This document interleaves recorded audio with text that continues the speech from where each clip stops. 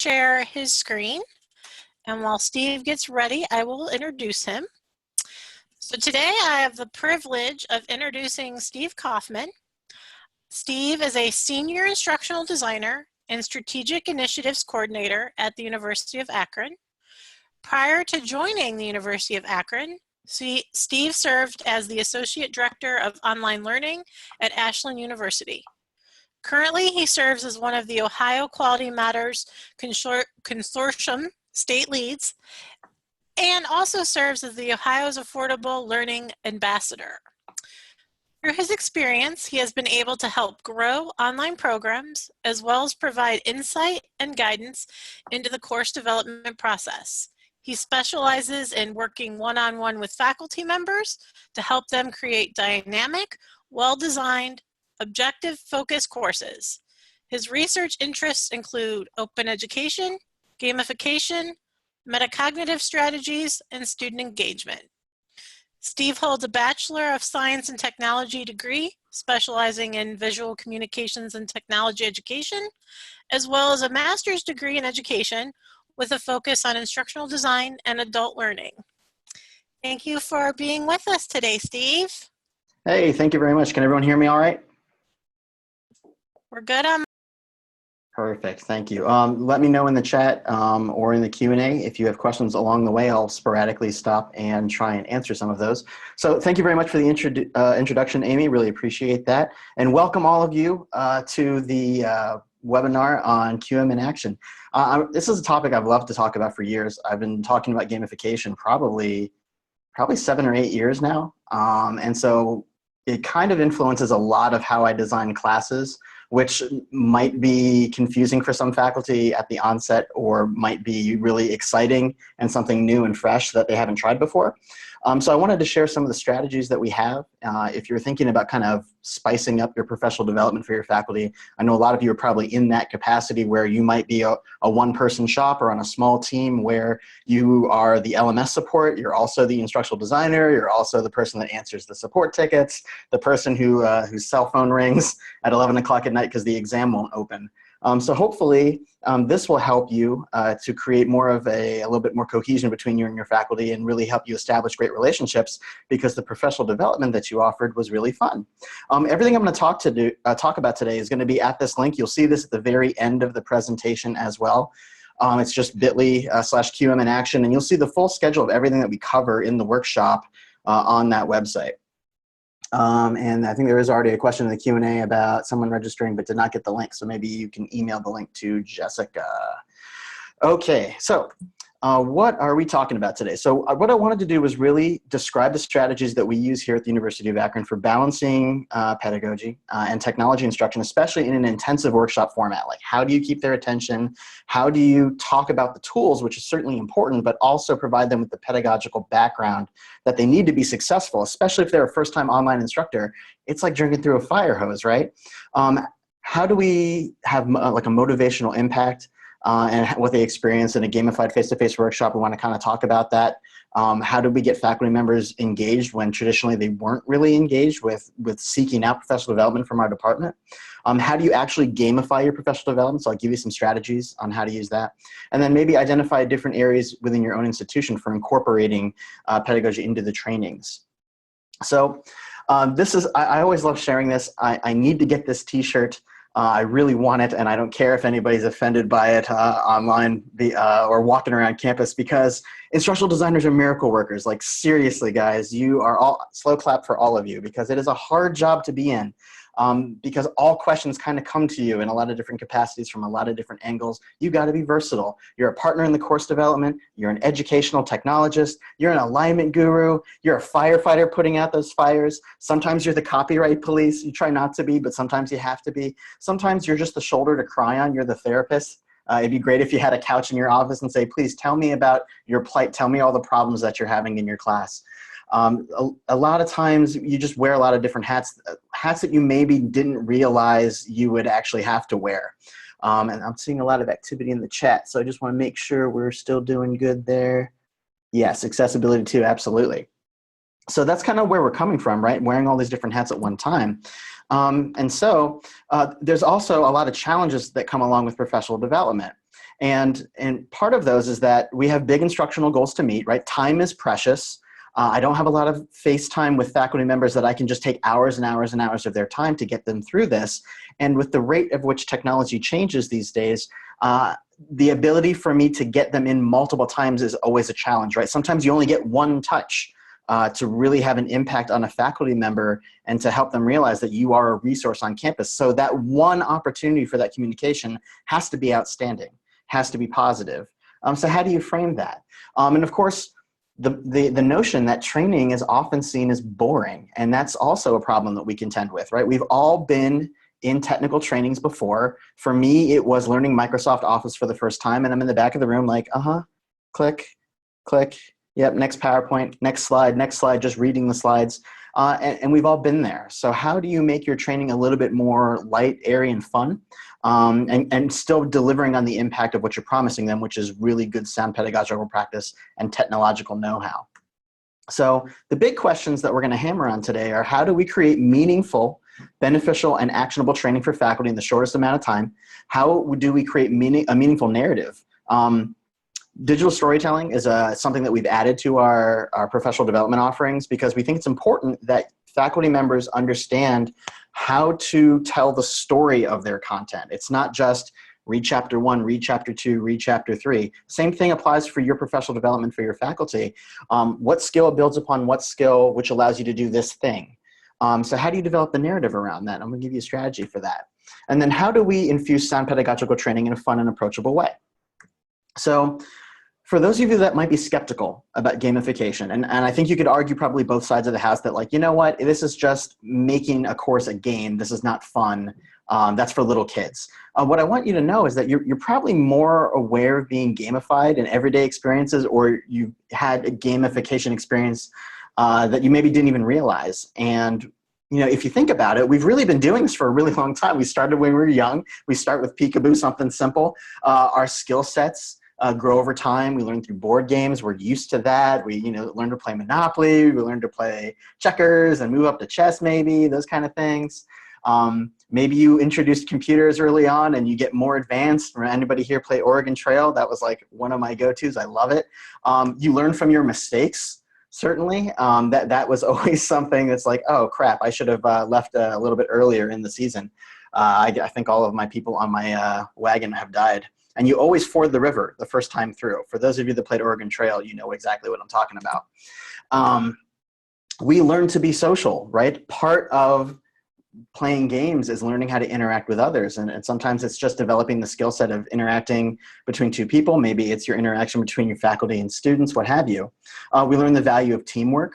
And then, of course, maybe we get antisocial because I see a lot of students walking into mailboxes and polls on campus because they're playing Pokemon, which I'm told is now lame, and people aren't doing that as much as they once did. It was very popular last fall, and maybe not so much this fall. We'll see. But it's always fun to watch the students that are paying more attention to their devices and playing games and tweeting and those kind of things than they are actually walking around on campus. So we're used to games. It's not a concept that's difficult to understand. So how do you apply this to professional development? So let's tap into this. At Akron, we decided, what we really could do is come up with a workshop where there's a sequence of activities. And these are not just standalone individual sessions. These are sessions that if you came in midstream, would you be at a disadvantage? Maybe, probably. If you sat through the whole sequence, this whole thing is painted as a really nice picture. We try our best to make each individual session standalone, but over the years, we've really realized you really do need a lot of the foundational skills moving up, the mastery learning concept. So this is how we teach it. It's based on a model of continuous improvement, which we always hearken to with QM. We describe really the narrative of how we develop a course is a lot like building a house, and we talk about our concept of building a strong foundation. So we start with your curriculum design and your syllabus, solid measurable learning objectives, quality matters, Bloom's taxonomy. That's the foundation, the bedrock that we use to actually build a great class. And we layer on top of that some technical training, technical ability and know-how, some instructional design support, and then of course all the stuff in the middle of the house, right? We help you kind of frame out the rooms, but you're going to decorate them however you like. And that's the best way to explain it to faculty, at least in my opinion, is if you have a house, you walk in, it's empty, it's a blank canvas. we're just going to help you set up the walls. Let's set up the formative structure. Let's have an open floor plan for great conversation, or whatever it happens to be. And then, of course, there's external tools. There's the shed that we can put up in the back, and the playground, and all of the other cool things that we can add onto the property. But let's just focus on the core of the house. And this graphic will be provided to you as well at the very end that you can download. So that's a lot of stuff, arguably. I mean, if just looking at the amount of stuff that you're trying to cover, obviously you can't do this in one session. This is multiple sessions. So how do we actually do that? Will this be painful? We do ask faculty, like, take a step back for a second, breathe it in, because yeah, it can be painful if you don't have the support in place to help you. But luckily you do, because you're sitting hopefully in front of a group of instructional designers, curriculum developers, educational technologists that can assist you with this. So that's kind of our laughable joke of like, yeah, it could be painful if you were doing this on your own, but hopefully this will be a good experience for you. So here's how we do it at Akron. What we've developed is a 40-hour workshop. And now I know some of you out there are probably thinking 40 hours, that's a lot of time. And it is. It's a considerable amount of time. And I would be not doing it justice to say that we have had a lot of faculty members kind of come on the first day and say, you know what, I didn't realize that this might be a little bit more than I originally signed up for. And so they kind of cherry pick the sessions throughout the semester, and that's fine. Really, it's just making sure that any time they have an experience with us, it's a positive one. So in the fall and spring semesters, what we do is we break that 40 hours up over 10 weeks. So it's not all one shot, like 1 week of training. We do like an hour and a half of a lesson, like here's how you develop a good discussion strategy and setting up the discussion tool. And then we have about an hour and a half of open lab right afterwards. So the instructional designers are walking around the room. We have 4 here at the University of Akron. And we just walk around the room and answer questions, and they apply the lesson to their own individual course. In the summer is when we actually do the entire 40-hour workshop within 2 weeks. It's 9:30 to 3:30 every day with a lunch break in between and multiple breaks throughout the day. It is like summer camp for online learning. It has been one of the best experiences we've had professional development-wise on campus, hands down. We get repeat. We call them our workshop alumni who come back every in each workshop we've had. And what's really amazing is that they keep coming back and they help us tell the story of why good course design is so important.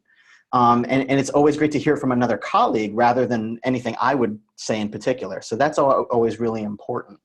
Let me stop real quick here just because I see the chat and stuff going on here. Just want to make sure we are caught up, everything good. The average number of attendees in both terms, you're going to see that in a second, Zach. I'll show you. So the experience is gamified, which I'll get to. And then we did try having prerequisites, like you should really go to our D2L or Brightspace intro training and like know how to click a mouse before you come into our workshop, which is kind of the deep dive. But it never works. They always come in, and sometimes it's the only chance we get to work with these faculty members, so we let them in and try to just provide them the extra support that they need. So you might be seeing this information and thinking to yourself, I don't know.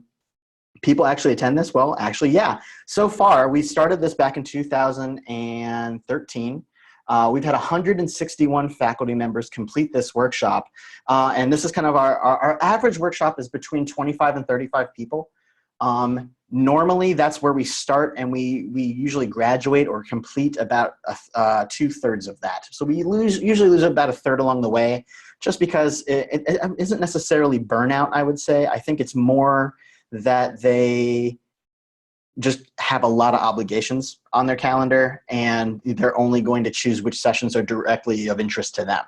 So that's kind of the trend that we have seen. Obviously, we've got a lot of people that are signing up for our fall workshop coming up soon. So that's why the 12 is the number of completers that came out of this past summer's workshop. And I don't think we ran it last spring. So that's kind of where we're at numbers-wise. Here's a couple pictures of our workshop. We set up the room to be very conversational. So this also helps with making sure that people don't fall asleep. So it's not classroom style in the sense that everybody is set up into rows. We actually go through and kind of have like an outer U and an inner U. And the conversation goes back and forth. And these are faculty members. These are adjunct. These are tenure track faculty members. These are NTT faculty members. Sometimes these are staff, administrative staff, in particular programs that need to use the LMS, but they don't know the best way in which to use it. So they come in as well from all different majors, from all 13 of our colleges. It's a really great mix of individuals, and the conversations that you get back and forth about here's what I do versus here's what I do in my class are priceless. Those conversations have to happen because we tend to silo ourselves to our college and higher ed. So here's a couple more pictures of our workshop and one of our instructional designers teaching. So again, how do we address the fact that training is usually perceived as boring?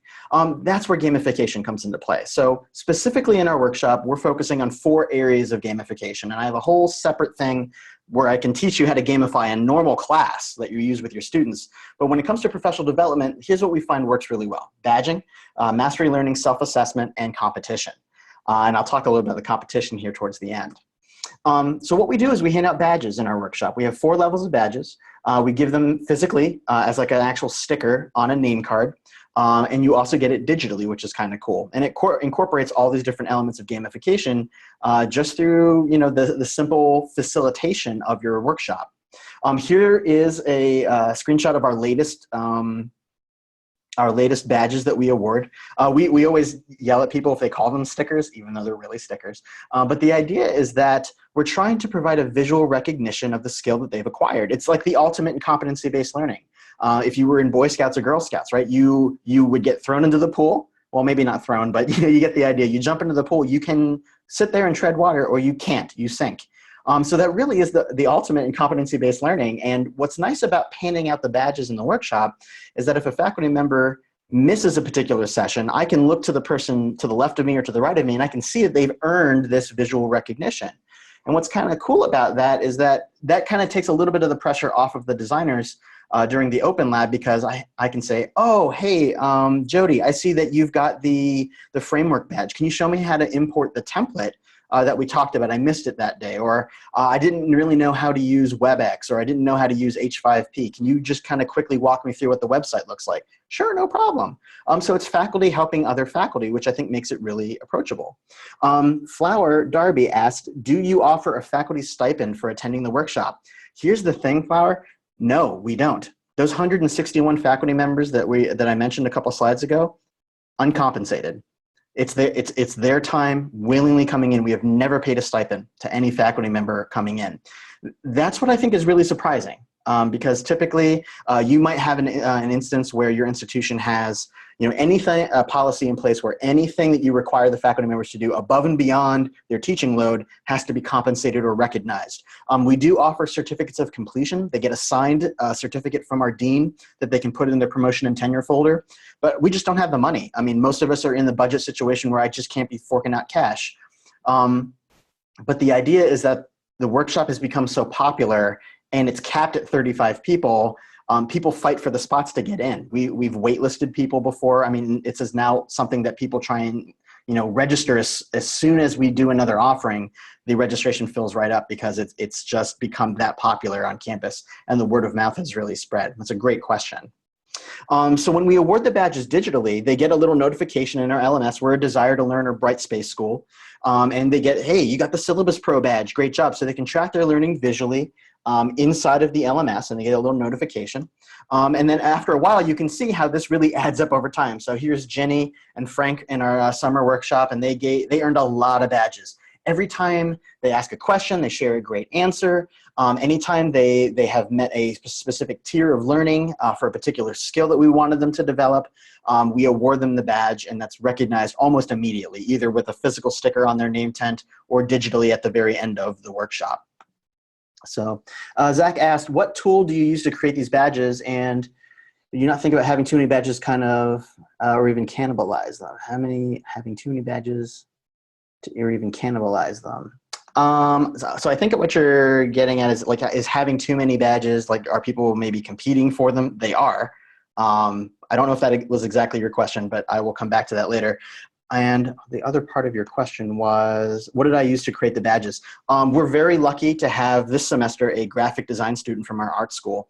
Traditionally, I would go to like credly.com, and they have a badge creator linked on their website, or I would go to, the link is in our LMS where you can make your own badges. I'll look it up here at the very end, and I'll put the link in that bit.ly link for you. But there is like a badge creator where you can choose the background and the graphic, or you can upload your own. Our LMS is really flexible where you can create your own and then just upload them into the system. But D2L also has pre-created badges that you can name however you like. And I think Canvas was integrating with a third-party tool like that, and I think Blackboard had also a tool for that as well. So hopefully I answered your question on that. We do tier our badges as well. So if you are just sitting in the room, breathing and consuming oxygen, you get the attendance badge. Great for you. It's not very exciting looking. It's just a square wah-wah badge. But if you participate in the session, meaning you go click for click with us. So we have a workshop site that we're developing so they can see how a course is built. Let's just say over the course of these 2 weeks. And then we have an application badge where if you followed along and then you actually took the skill that we taught you in the workshop and applied it to your own course, that's level 3. And if we catch you teaching this skill to someone else, that's the greatest form of flattery right there, right? The best way to learn something is to teach it to someone else. That's the highest level, and we give you the level 4 teaching badge. And each one of these are monetized in a certain way, and I'll get to that here towards the end as well. Another thing that we wanted to try and dispel with our faculty members is that it's okay to ask questions. So we hand out badges for amazing comments and great questions. Because here's the thing, the number one world fear is public speaking. Okay, and Jerry Seinfeld had a great quote about this. People's number one world fear is public speaking. Number 2 is death. That means if you go to a funeral, you're better off in the casket than doing the eulogy, right? And you might feel that way. You might say, I don't really like getting up in front of a crowd and doing this. But there's always a stigma with asking questions, especially with tenure track faculty members. I don't want to seem like I'm not in the know. We have this trouble with students, obviously, right? We say, does anyone have any questions? And we start to leave the room, and then 5 students come up right before we leave. Nobody ever asked the questions during class. So how do you break apart that stigma? So what we did is we hand out every time there's a great comment. Not all the comments are great, but if it's something that advances the conversation, we reward that right during the session. If you have a great question that sparks a little bit of a kind of a deep dive on something, or something that maybe you stumped the instructor, you get a great question badge for that. And we have funny ones for sarcasm. We have funny ones for being the teacher's pet. We have funny ones for getting to the next step before we actually got there. Like we have it's called the mind reader badge. Like, I was going exactly there. But what we found is that when we do this, we get 50 to 60% more questions from faculty. I will tell you that when I teach the gamification workshop itself, I use the same strategy with my incoming freshman students. And I get 50 to 60% more questions from them as well. It is a tactic that works. Plus, because they all have name tags, it helps me with name recognition. And one of the things students will always tell you on every feedback form is, I really wish the instructor would get to know me. That really helps. If I can place a name with a face and give them a recognition that, hey, you're actually engaged and you're doing a great job, keep asking those questions, it takes the stigma of public speaking, at least dampens it. It doesn't maybe take it away for everyone, but it dampens it down quite a bit. So I highly recommend that. So we've got these name tags. Here's what a couple of faculty members volunteered to provide to us. You can see the badges that they earn over time, and they're proud of them. Every semester, we make sure to get lots of pictures of the faculty members showing off. We give you an extra badge. If we find that you have this displayed somewhere in your office on campus, we'll give you another badge. We'll award it digitally, because we're so proud that you are willing to present that and take up bookshelf space with that. It's just kind of a cool thing. And it's a way to know that, like, hey, we made an impact on you. I think it's really cool. So what do we cover in our actual workshop? A lot of stuff. I mean, this is everything that we cover.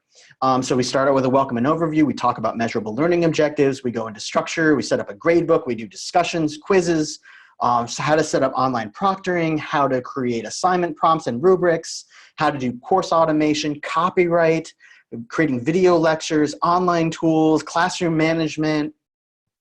We incorporated a new session last fall called the Student Perspective, where we actually put out right on the homepage of our LMS, hey, would you like to talk to a group of faculty about online learning classes here at Akron? You maybe get 5 to 7 volunteers, graduate students, undergraduate students. They come in, and we cater lunch that one particular day. And we have the students just get questions from faculty about, do you actually buy the book? Do you actually log in as many times as I tell you to log in during the week? So this is kind of like an Ask Me Anything, like a Reddit AMA kind of thing for students and faculty. And the conversation is so good. It's something we look forward to every year. And we have faculty members that are not registered for the workshop that just come in just to hear what the students have to say. So really, really cool. We do actually teach gamification in the workshop itself. We talk about mobile apps, those kinds of things, and we end it with something called Steal My Idea, where the instructors can take some concept that they learned during our workshop and present it back. They only have 5 minutes, and we vote on who had the best, coolest idea worth stealing in the workshop. And we record all of those, and eventually we're going to put them all on our design and development website. But it's a great way for the faculty members to share what they got out of the experience for all of that time that they have invested in working with you. So give them an opportunity to present back. That's kind of why we were doing it that way. So, I took our entire workshop schedule, which is in the bit.ly link I provided to you, and I just quickly, took all the descriptions and I did a word cloud of it, and I found that creating, and using and learning really were prominent words that appeared. So really focusing on high-level Bloom's taxonomy kind of things. I want them to create stuff, make stuff, apply it to their own classes, and that's what really helps reinforce the learning in your workshop. We help them with basic organization. So maybe this is just setting up structure in the class. We do have something called the design and development template. And what this does is this actually goes and allows us to make sure that there's an overview, directions, and learning objectives in every module. So that's a part of the workshop. Like day one, this is called framing the house. And we say you can teach by week or chapter or unit or module, what have you, but we have to have some sort of structure. And for those of you that have gone obviously through QM training, you know what we're actually doing here, right? So sometimes it's just about making the class look a little bit spiffier than it was before. So we do take some time to do course banners for them. Sometimes we go through and just set up process and clarity. So we have any assignments that might be complex.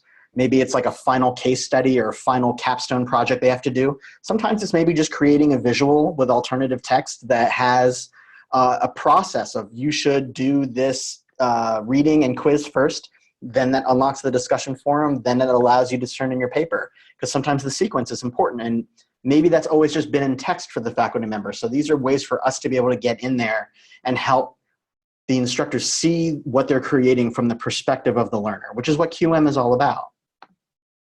So here's just a couple other examples of process and clarity that we've provided. So when I say this is all the things that we cover, and you're thinking to yourself, oh my gosh, that is a lot of stuff to cover, here's what we're actually doing. We're actually, oh, that was supposed to overlay. Oh, there we go, perfect. All of these are aligned to QM standards. Every single session. Well, maybe instead of course evaluations, that might be the one. But we track this back and we make sure that when you come through the workshop, the big aha moment for our faculty members is that you're already like 80% there, right? We just got to get you over that 85% threshold and you've got it.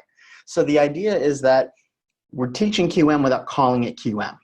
And that's kind of the aha moment, because I think if you introduce QM and you give them this big thick book at the end of APP QMR, they're thinking to themselves, I don't know how I'm going to get through this. It's a lot. You know, if you've been through the face-to-face APP QMR or even the online one, you know it's a lot of information to digest.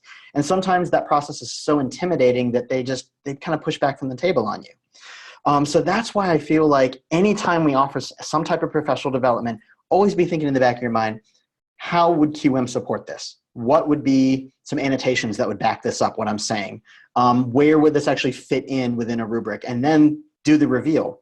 Now, in this past summer workshop, we actually dedicated an entire day to APP QMR training. It appears, I think, on the Thursday of the first week. So it's the 4th day of the workshop. They've learned about the framework of the class. They've kind of got a little bit of the navigation down about the LMS.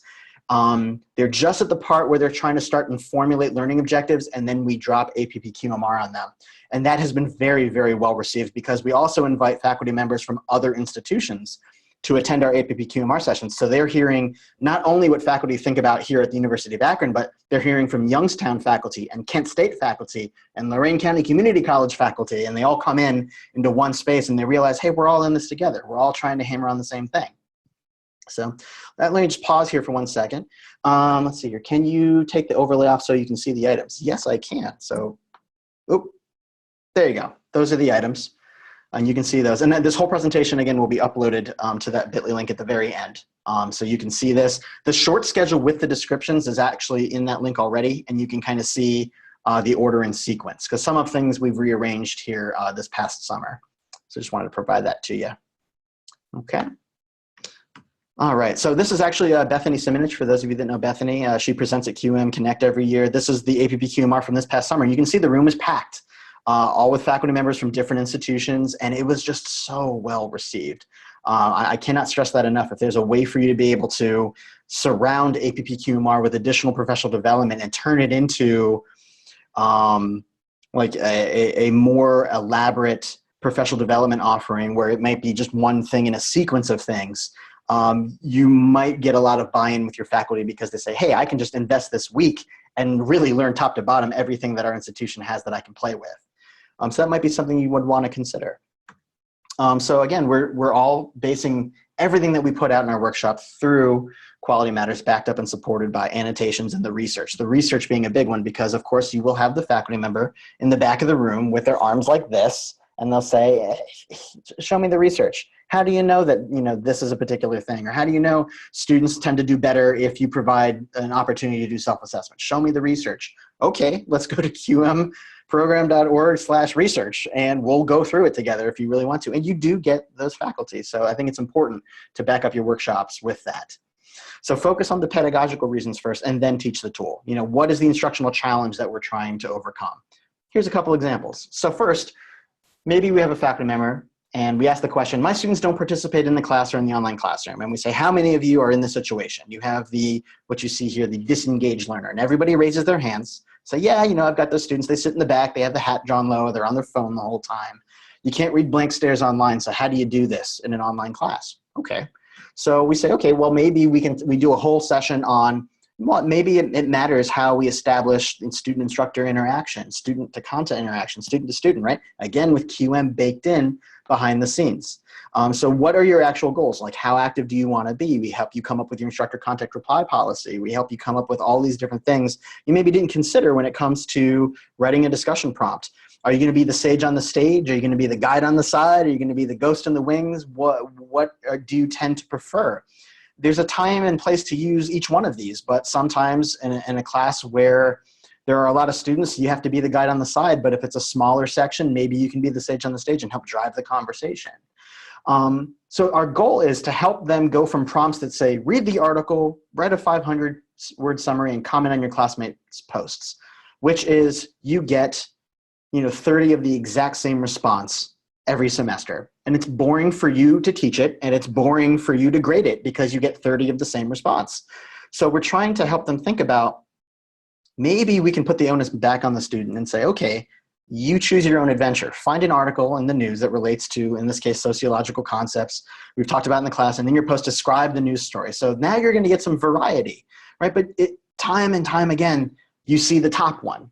And I'm sure a couple of you right now are probably chuckling to yourself like, yeah, I know that I got that faculty member. It's like a one-sentence prompt, like, please introduce yourself to the class. Tell me why you're here. And everybody says, because this class was required, right? So that's always something that you have to contend with. So that, something you want to consider talking about in your workshop. This always gets really good conversation going when you talk about discussion prompts. And then here's a really good example of how we infuse the pedagogy into the technical ability of doing something. So one of the problems we might have is my students aren't watching my lectures, right? Or they don't seem to be getting much out of them. And luckily, on our campus, we have something called Panopto. Some of you might have Panopto or MediaSite or Kaltura or Captivate or Storyline. However those lectures happen to be, you have a recorded something.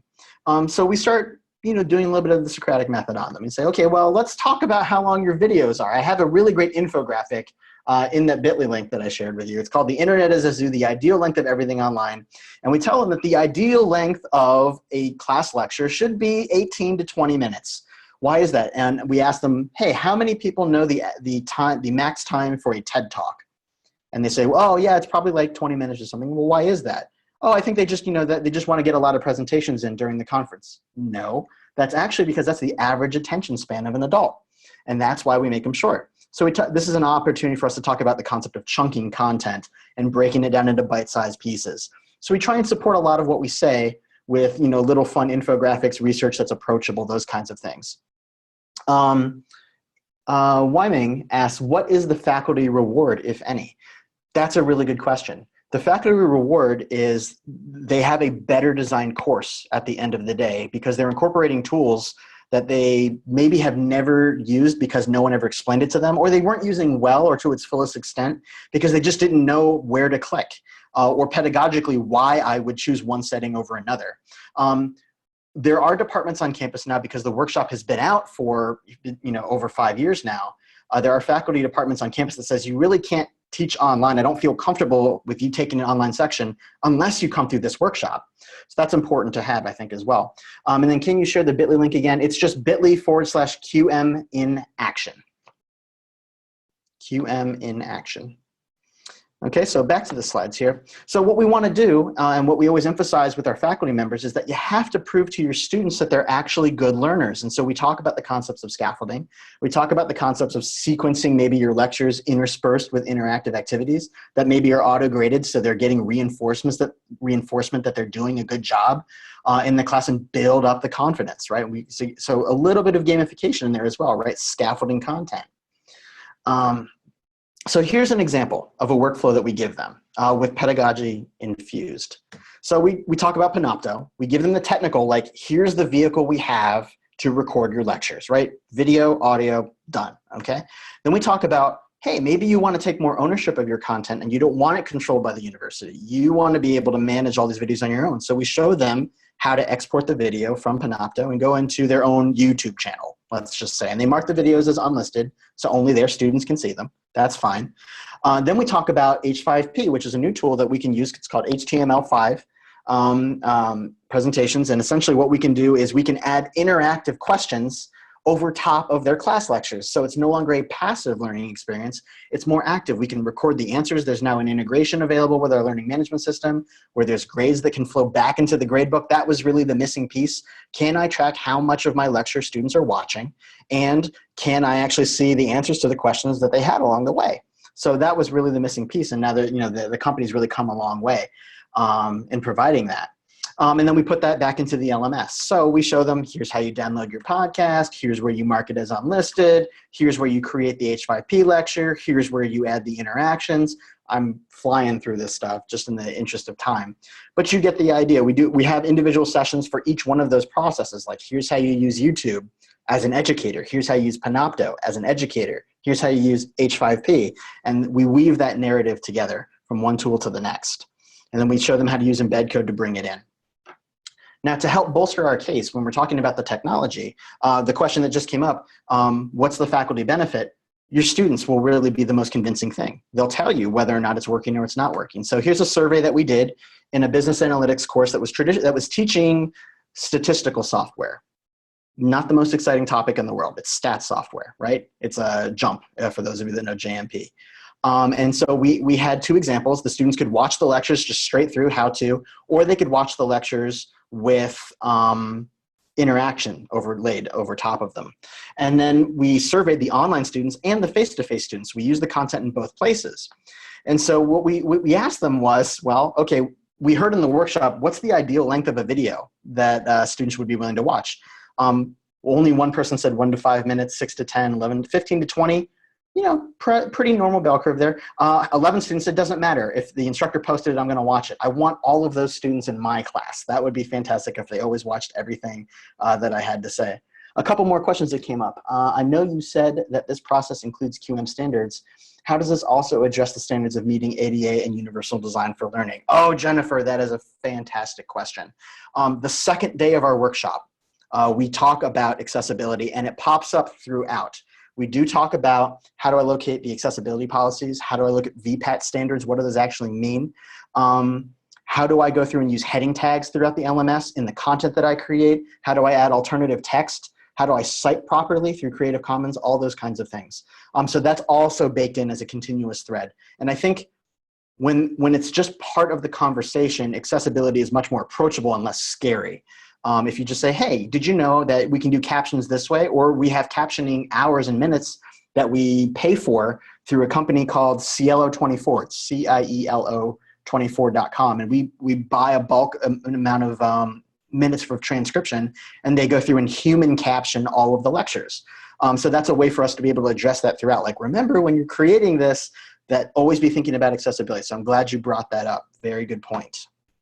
We can see kind of the breakdown between fully online and face-to-face. Obviously, the fully online students are much more inclined to watching the lectures because they have to watch the lectures in order to get the content. But we did also ask them, I was more engaged with the interactive video. Yeah, the students were pretty good.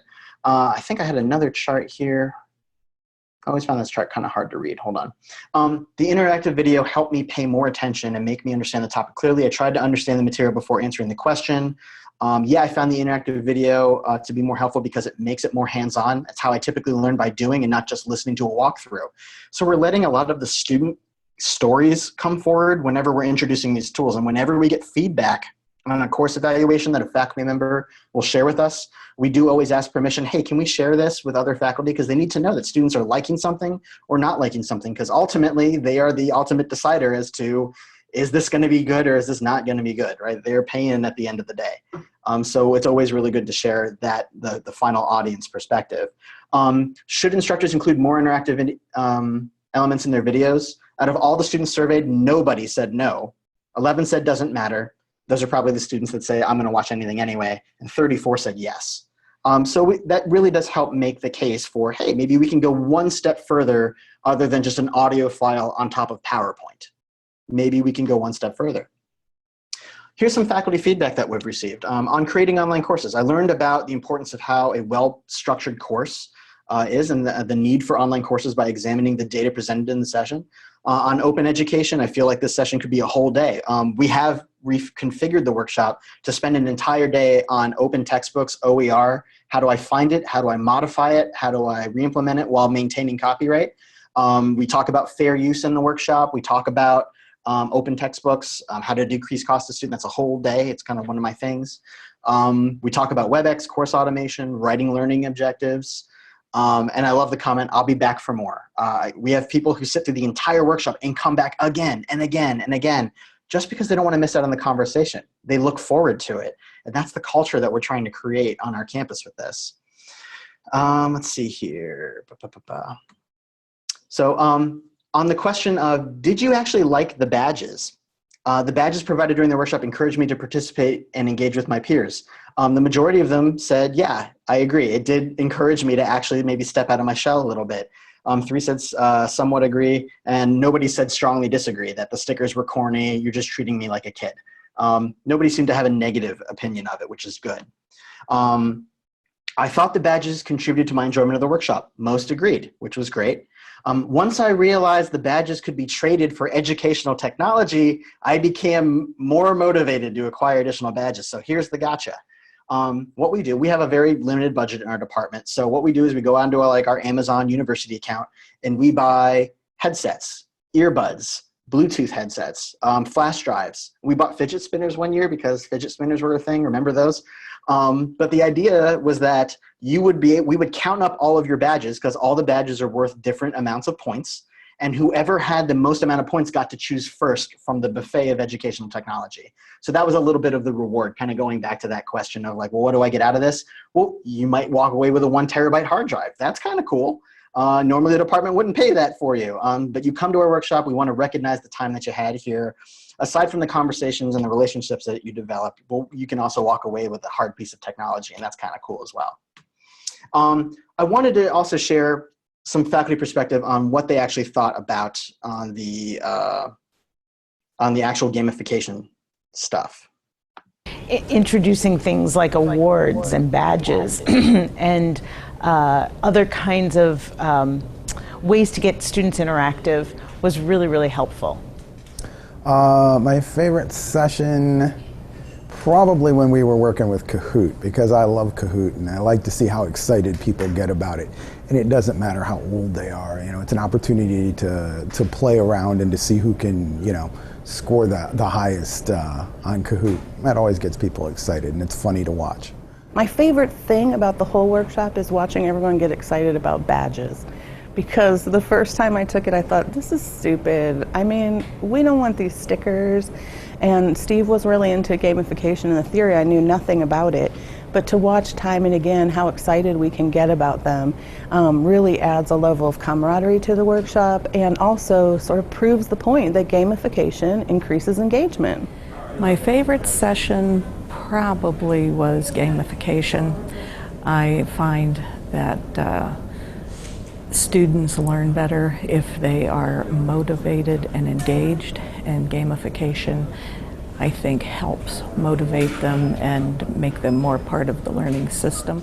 My favorite session was gamification, is looking at some of the various ways to inspire my students, to reward them for their performance, to give them a challenge and the incentives to want to compete with each other, as well as try to stay ahead of their competitors within the classroom in a friendly way.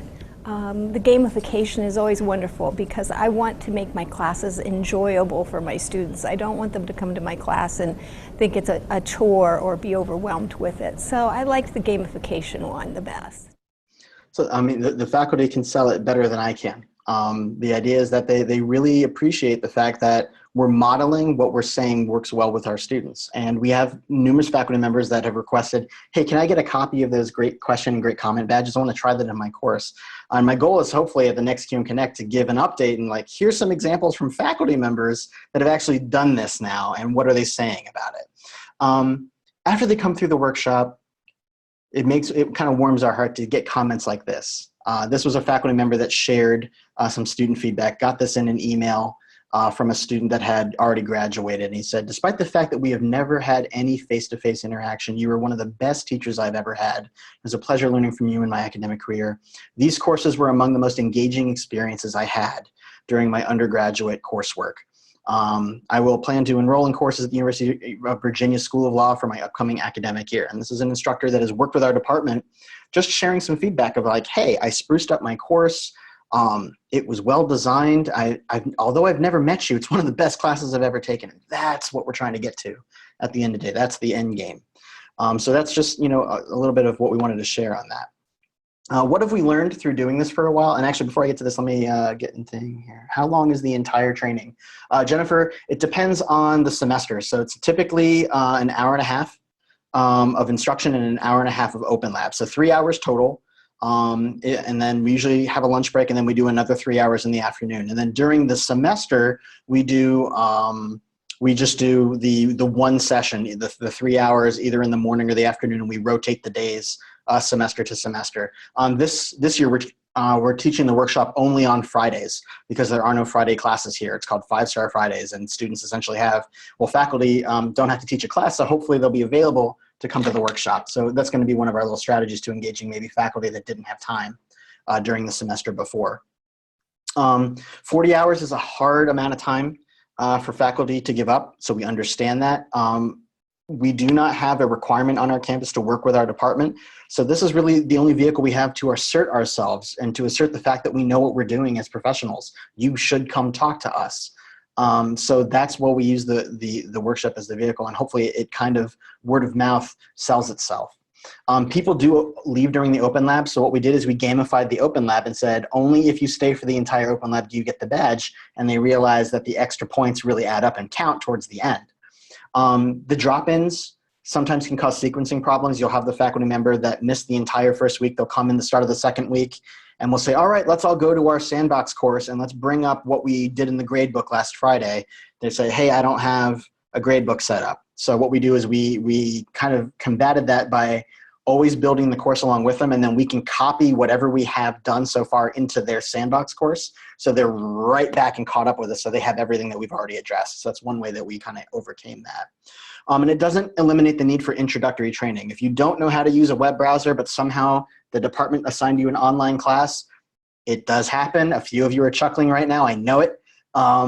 It does happen. The workshop is going to be way over your head. So we do have other professional development offerings that are only like an hour long, hour and a half. We have something called Brightspace Intro, Intermediate, and Advanced, which just shows you, here's the how-to. We try and infuse as much pedagogy as we can in an hour, but it's a little bit more digestible for faculty members that are brand new, maybe to the university as like an orientation to the LMS. So that's kind of separate from this. Chuck is asking, have you tried to put this training online for faculty, or does face-to-face training work better for this? Chuck, that's a great question. We haven't put the workshop online. We have broadcast it via WebEx to another campus, but we really don't like teaching it online for the sheer fact that we like the instant, immediate feedback. We do have a separate online training called BP4TO, which is Best Practices for Teaching Online. And that is a two-week fully online course where we demonstrate a lot of the things we cover in the workshop, but it's meant to put them in the course as an online learner so they can see what they'd be putting their learners through.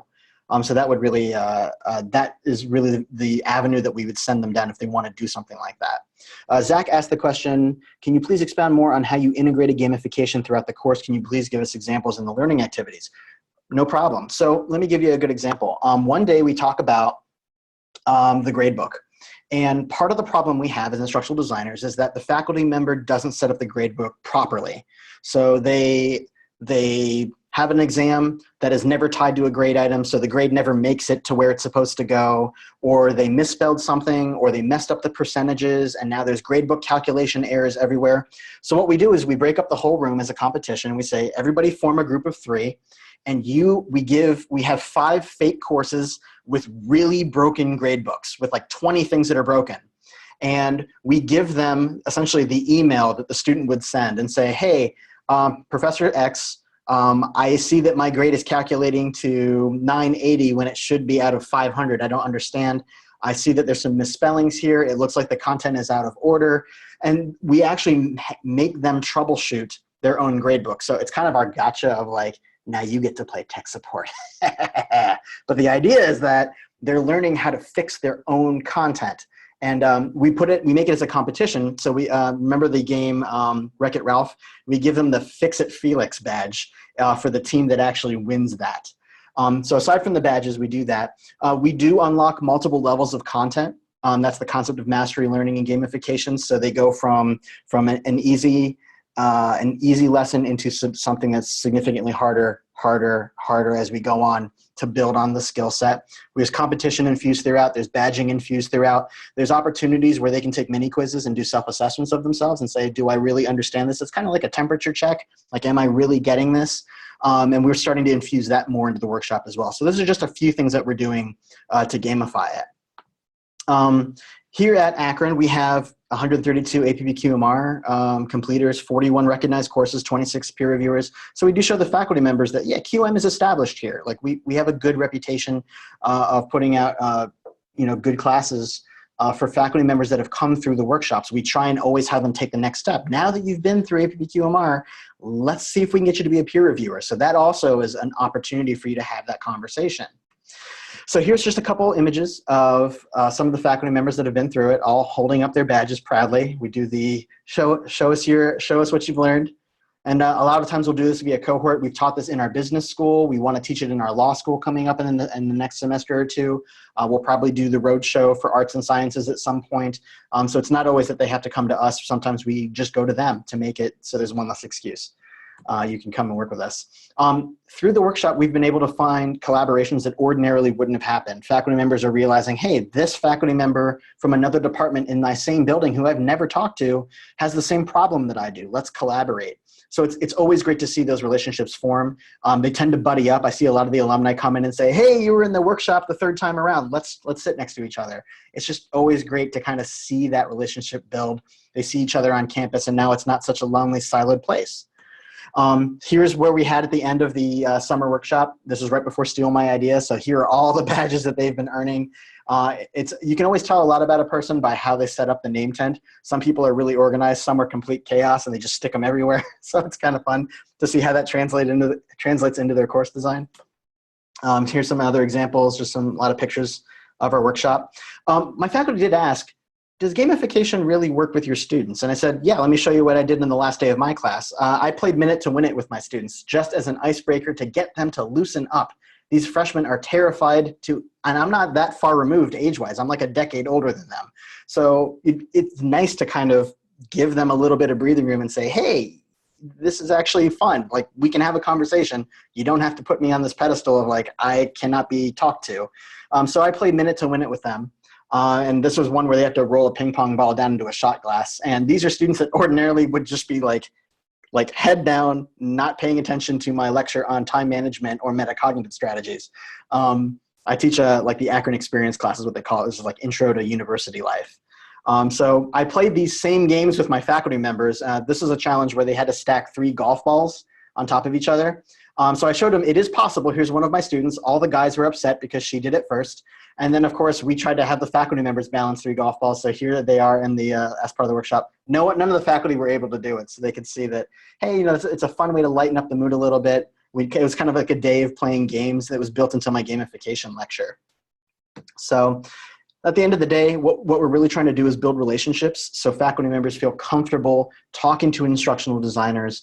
Put yourself in the culture. Sometimes if you wait for it to happen, it's not going to happen. You have to assert yourself in the process, because a lot of our institutions just don't make it a requirement to talk to us. We only answer the phone when something's broken. Rarely does someone call you to say, hey, you're doing a great job. That doesn't really happen. I mean, awesome if it does, but usually it's with problems in the course. So my goal is to establish a relationship where I'm friendly, I'm approachable, I'm knowledgeable, and if I can make it sure that it's fun along the way, I think so much the better. So we've got some time for questions. I'm happy to answer some here. Let's see here. Jennifer asks, do you have additional resources for us to reference on gamification theory and practice? I can certainly put those into the bit.ly link. I do have a lot of research on that. I also have a good picture that I took with my phone of some really good books that you should read if you want to further your understanding of gamification and how it works, because it's really cool. And if you execute it in a sly way, it doesn't even seem like you're really doing something other than badging, but behind the scenes, you're teaching QM and you're making it fun. So good question on that. Let's see here. Yes, please add those books. Definitely will. Any other questions I can answer for you? If you got, Amy, if you want to try it, I have a Kahoot ready to go, but in the interest of the fact that we have 3 minutes left, I was going to try it. That's what I was going to say. If you want to do it, we can do it together, but I'll leave it out. If there aren't any other questions, we can try it out. And if you want to hang out past 3 o'clock, we can do it. Anonymous viewer says, go for it. Just looking here. That's kind of up to Rico. Last time he cut us off. It's up to you, Rico. It's all about QM. So we'll, sorry, guys. We got to cut it off at 3 o'clock just for time constraints for me. Gotcha. And the Zoom thing is set to for only an hour. Sure. Feel free. I'm pretty active. I'm the vice chair of QMIDA. So whenever you see the IDA chats on Fridays, that's me behind the scenes with Anthony setting up like the tweets and all those kind of things. So tweet me at Stevie Kaufman or direct message me, whatnot, if you want to ask me questions on the side. Got tons of resources that I'm constantly tweeting out and articles that I think are really interesting on gamification and classroom engagement, on open education. Those are like all things that I'm super into. So I kind of don't stop on that front. So yeah, find me on Twitter or, hit me up online or shoot me an email if you want. Happy to answer any questions you might have. Thank you, Steve. Thank you, guys. I'll hang on for 1 more minute until the